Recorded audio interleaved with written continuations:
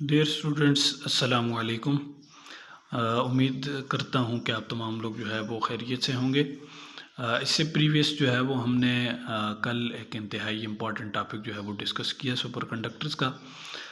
Super conductors क्या होते हैं जो है वो वहाँ पर कम्प्लीटली जो है वो आपको बता दिया गया कि जब किसी भी कंडक्टर में से रेजिस्टेंस ज़ीरो हो जाए और एक टेम्परेचर या एक ऐसा जो है वो हम टेम्परेचर मेंटेन कर लें जिसको हमने क्रिटिकल टेम्परेचर का नाम दिया कि जिस पे हमारे पास रेजिस्टेंस जो है वो सडनली ज़ीरो हो जाए और वो कंडक्टर जो है वो 100% चार्जेस का फ्लो दे, तो सुपर कंडक्टर्स जो हैं वो बन जाते हैं। तो आज जो है वो हमारे पास एक लास्ट वन टॉपिक है इस चैप्टर का, मैग्नेटिक प्रॉपर्टीज़ ऑफ सॉलिड्स, जिसमें कुछ व्यूज़ हैं जो है वो मैग्नेटिक के हम वो भी देखेंगे और फिर साथ फर्दर जो है वो इस पे जो इसकी प्रॉपर्टीज़ हैं सॉलिड्स में जो है वो मैग्नेटिक की, तो वो भी हम डिस्कस करेंगे कि किस तरह की जो है वो 2 से 3 जो प्रॉपर्टीज़ हैं वो भी डिस्कस की जाएंगी। तो स्टूडेंट्स, मैग्नेट के बारे में जो है वो आप फुली क्लियर हैं। पहले भी मैं कुछ जो है वो रिव्यू दे देता हूँ आप लोगों को, मगर आपने मैग्नेट जो है वो पढ़ा हुआ है। 2 चैप्टर्स हमने मैग्नेट पे पढ़े हैं, मैग्नेटिक प्रॉपर्टीज़ पे या मैग्नेटिक इंडक्शन पे। तो हमने वो 2 चैप्टर्स जो हैं वो पढ़े हैं मैग्नेट पे। तो क्या था कि जब जो है वो एक्सपेरिमेंट हो रहा था तो उसके राउंड जो है वो कुछ एक कंडक्टर था, ठीक है स्टूडेंट्स। अब उस कंडक्टर में से जैसे ही करंट पास किया तो उसके जो है वो 7 कंपास नीडल्स जो हैं वो रखी गई। कंपास नीडल्स डिफरेंट जो है वो ऐसे राउंड शेप में रखी गई।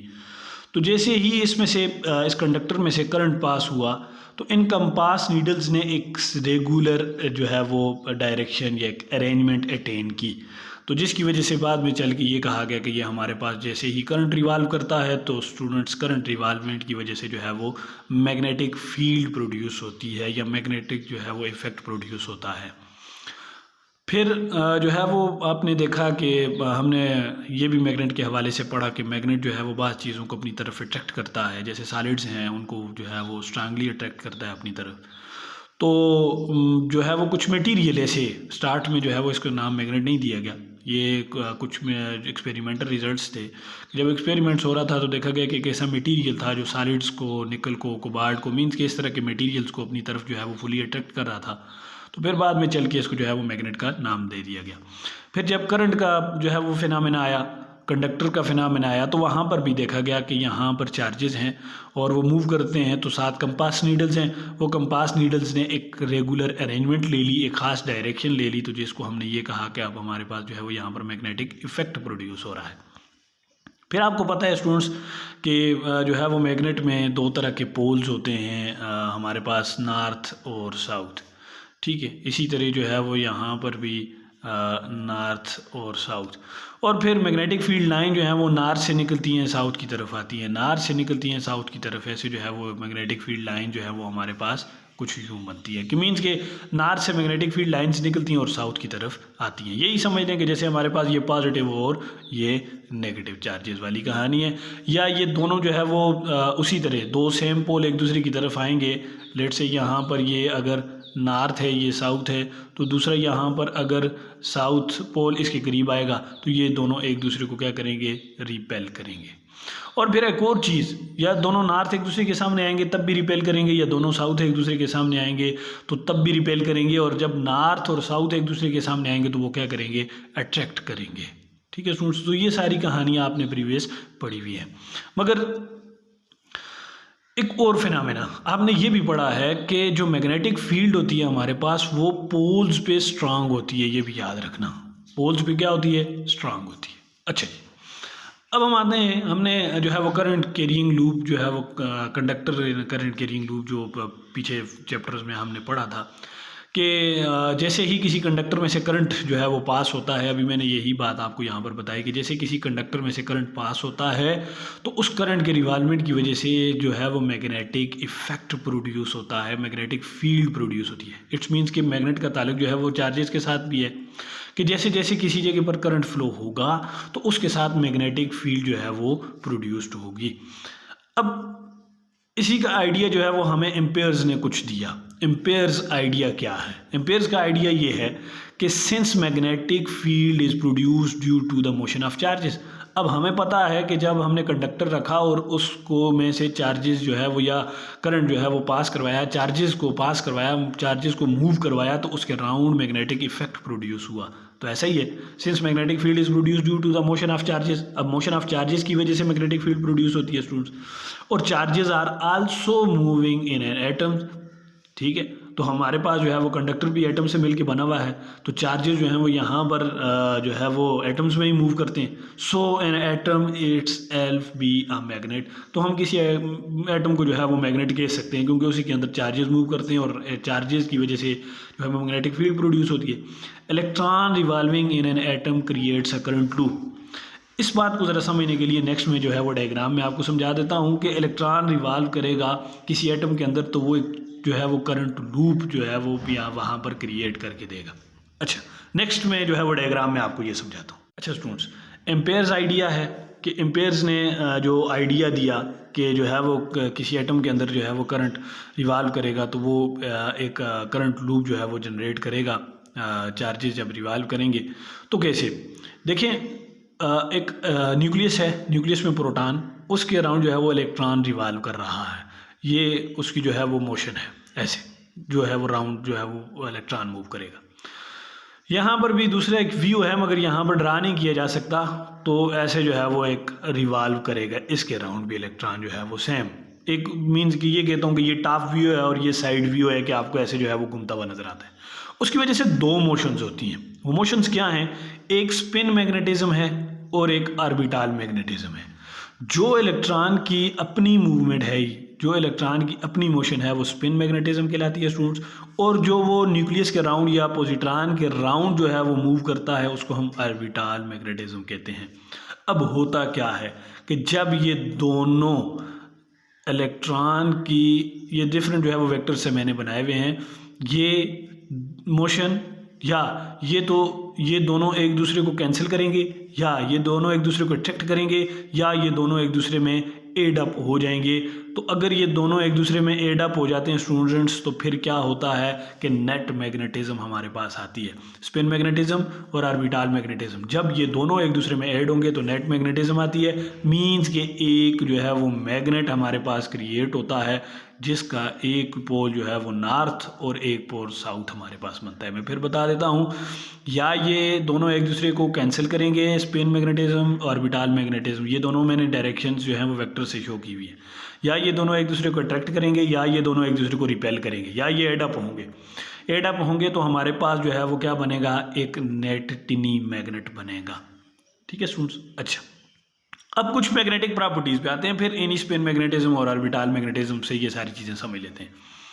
मैग्नेटिक प्रॉपर्टीज़ हमारे पास तीन तरह की हैं, डायमैग्नेटिक, पैरामैग्नेटिक और फेरोमैग्नेटिक।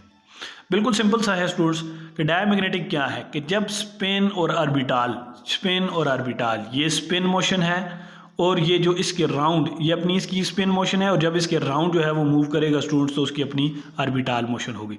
जब ये स्पिन और ये ऑर्बिटल मोशन दोनों एक दूसरे को कैंसिल करेंगे, दोनों एक दूसरे को क्या करेंगे? कैंसिल करेंगे, तो हमारे पास क्या बनेगा? डायमैग्नेटिक मटेरियल जो है वो बनेगा। ये डायमैग्नेटिक जो है वो प्रॉपर्टी होगी मैग्नेट की। तो ओनली रिपेल्स मैग्नेटिज्म, तो वो ये क्या करते हैं? सिर्फ मैग्नेटिज्म को क्या करेंगे? रिपेल करेंगे, अपनी तरफ जो है वो आने नहीं देंगे। इस तरह के मटेरियल जो है वो क्या है? बिस्मथ है, एंटीमनी है, कॉपर है, गोल्ड है, वाटर है। तो आप किसी मैग्नेट को, गोल्ड भी घरों में अक्सर होता है स्टूडेंट्स, आप उसको सोना जिसे हम कहते हैं, आप मैग्नेट लें और उसको मैग्नेट गोल्ड के करीब लेके जाएं, तो देखेंगे कि गोल्ड आगे फर्दर भागेगा, उसके करीब नहीं आएगा। वाटर जो है वो लें, थोड़ा सा पानी, और उसके करीब भी जो है वो उसको लेके जाएं मैग्नेट को, तो वो भी एक दूसरे के करीब नहीं आएंगे। क्यों? कि वो रिपेल करते हैं, और स्पिन और ऑर्बिटल मोशंस दोनों एक दूसरे को कैंसिल कर देती हैं। पैरामैग्नेटिक मटेरियल्स क्या हैं कि लाइटली मैग्नेट हैं, मीन के स्पिन और ऑर्बिटल जो मोशंस हैं वो किसी हद तक लाइटली सपोर्ट करते हैं, बहुत ज़्यादा नहीं मगर बहुत कम हद तक। जैसे ऑक्सीजन है, एल्यूमिनियम है, कैल्शियम है।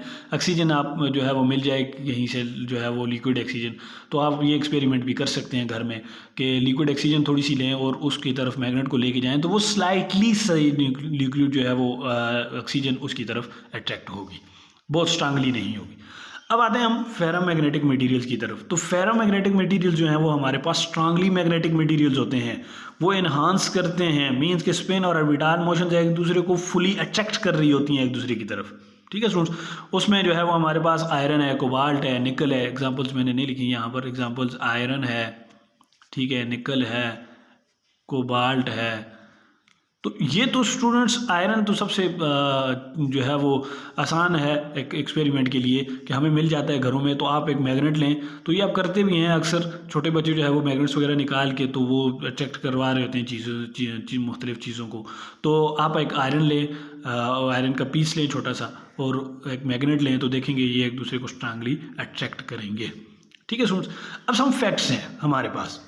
वो फैक्ट्स क्या क्या हैं कि Ampere was the first person to give a clear picture of magnetism. Ampere जो है वो हमारे पास पहला बंदा था जिसने मैग्नेटिज्म के हवाले से हमें एक फुली जो है वो पिक्चर दी, फुली जो है वो हमें क्लियर किया, समझा दिया कि बाज़ मटीरियल्स ऐसे हैं कि जो है वो रिपेल करते हैं, अट्रैक्ट नहीं होते, बाज़ ऐसे हैं जो किसी हद तक अट्रैक्ट होते हैं, बाज़ ऐसे हैं जो फुली अट्रैक्ट होते हैं।